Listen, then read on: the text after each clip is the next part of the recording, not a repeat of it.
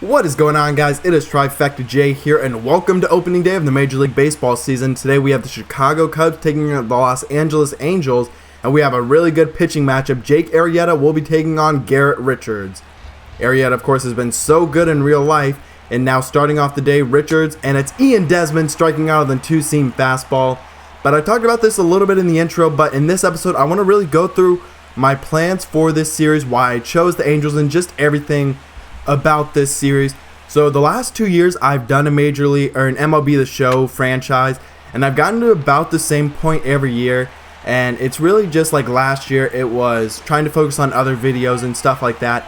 But this year I feel like I'm really enjoying this game. I'm really enjoying the series. I've recorded a couple of episodes so far, and it's been a ton of fun, and so that's why I feel like I'll definitely be able to be making it farther.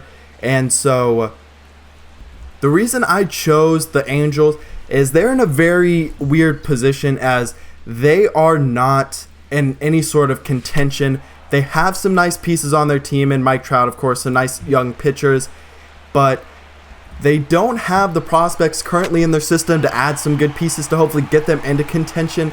And really, their farm system doesn't really have any prospects just in general. They are, for the most part, either older guys who don't have a high ceiling, or the younger guys really don't have that high of a ceiling or aren't that highly regarded, at least. So that's really why I wanted to choose the Angels. They have no prospects, so we're going to have to build this farm system from basically the ground up. It's probably going to be a fire sale of some sort along the trade deadline. You're going to have something similar, not quite as big of a thing as the Atlanta Braves did, just trying to get all the prospects we can and really re-up this farm system. We are still in Los Angeles, so of course we can still try and go out and sign free agents. We have the big market, and we can put out some nice money, especially with a lot of expiring contracts this year. People like CJ Wilson, then you still have Albert Pujols, who's on a long contract. He's definitely a guy that I would want to trade, but no one in their right mind is going to take that contract, so it's going to be hard to do anything with that. He's basically just going to have to be on the team for a while. But there are some rumors, not really from the Angels organization, but really some suggestions that Mike Trout should be traded, basically because you're wasting his best years. But to me, he's under control for 5 more years, including this year, and he's arguably the best player in baseball, so I don't know why you would consider really trading him away. I realize that you could get a ton back, but whatever you really could get back, honestly, would not be worth what you are giving up. So it's not really worth it, especially because like the players that you will be getting back for the most part they'll definitely never be as good as Mike Trout, and as a combination I doubt they would ever be as good, so it's sort of not, like I said, worth it.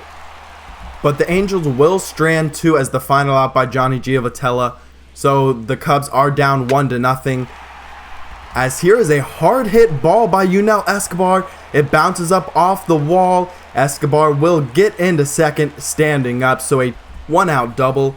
But looking at our roster right now, the players who, in terms of the fire sale I was talking about, who I would want to trade, probably includes Yunel Escobar, Johnny Giavotella, who you can't see right now, but he gets off to an amazing start.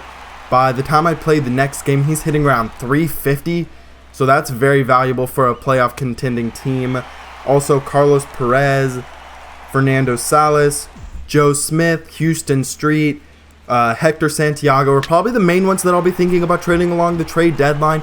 And so in terms of current pieces that we have, of course, Mike Trout. Then in pitching staff, we actually have a few nice young pitchers. Garrett Richards is 27, so he's getting up there in age, but he is very talented, as here Giovanni Soto goes long ball, and that's a 2-run home run, and his first on the year. But Garrett Richards, it depends on what sort of contract we can get him under, and also how his development continues, but he's a very nice pitcher. Right now, he's our ace on our staff. You also have Andrew Heaney, the left-handed, who was once the top prospect, now in the majors. He's a very interesting young arm, especially as a left-hander, there's not a ton of those, especially not a ton of very talented ones. Then you have Tyler Skaggs, who they also acquired in the last few years. He was hurt last year, and he's coming back this year, and he is another young pitcher who could definitely be a part of the future. Then you have players like CJ Cron, who's young, Caleb Cowart, who is a former top prospect in the Angels system, and they also acquired Andrelton Simmons. And what would have been their top 2 prospects probably in their system is who they gave up for Andrelton Simmons. So he's a guy that I'm not necessarily considering trading away right now. He's under team control for 5 years. Hopefully we can see him develop some as Giovanni Soto goes deep once again. 2 home runs on opening day. He's off to a great start. I was surprised he was hitting so well in this one. I guess I was just hitting really well with him. One thing I did want to note is I hadn't played MLB The Show. This was one of my first games since actually getting the game. And so I wasn't sure what difficulty to put it on so I wouldn't get killed too bad. And I ended up putting it on way too easy of a difficulty. And that's sort of the reason that Garrett Richards to some extent is dominating, and also why we were up 6-0, even though because the Cubs are one of the best teams in the majors right now. They are the best. Fernando Salas will come in though. But like I was saying, Andrelton Simmons is one of the best defensive players in the majors. To me, he's the best defensive player. And so he is a valuable piece to us. Especially, he'd be a valuable piece to a lot of teams. But in terms of what we gave up, how long he'll be under team control, I don't see us trading him this year. Maybe if we can get a great package, we might trade him in the offseason or next year. But I think we'll definitely hold on to him this year unless we get something that just absolutely blows us away. But there's a huge strikeout of Jason Hayward.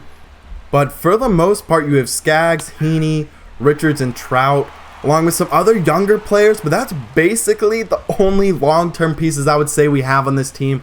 So there's a lot of improvement that we can make, and especially along the pitching staff. We, of course, have those 3 pitchers, but Daniel Nava goes long ball. And so, like I said, we have those 3 pitchers, and we'll definitely have to bring in a ton of pitching prospects because right now, honestly, they have one guy who I sort of see as a potential prospect of some sorts, but other than that, they don't have a single pitching prospect that I'm really interested in moving forward. Now into the top of the 9th, it is Houston Street who will come in, not a save opportunity, but Albert Pujols gets that on the ground out, and that is the first out of the inning. So a 1-2 count with 1 out for Houston Street. He's definitely a guy that will be looking to trade at the trade deadline. A top tier, I guess he's not a top tier closer, but a very good closer, has no worth on a rebuilding team. It's one of the most misused assets. You don't need one unless he's a young guy who feel like can be under team control for a while.